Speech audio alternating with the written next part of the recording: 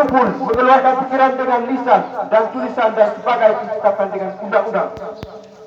Perintah sikap kami yang ketiga, mendesak Kapolda NTB mencopot Kapolres Manggarai dan menghentikan intimidasi dan kekerasan terhadap masyarakat adat.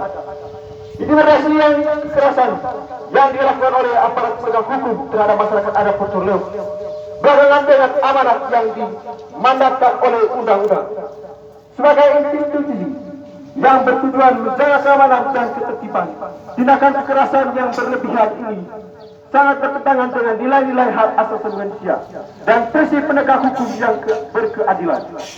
Dalam Undang-Undang Nomor 2 Tahun 2002 tentang Kepolisian Negara Kesatuan Republik Indonesia Pasal 19 Ayat 1 yang menyatakan bahwa dalam menjalankan tugas dan wewenangnya, penjabat kepolisian negara Republik Indonesia senantiasa bertindak berdasarkan norma hukum dan mengindahkan norma agama serta mentinggi hak asasi manusia.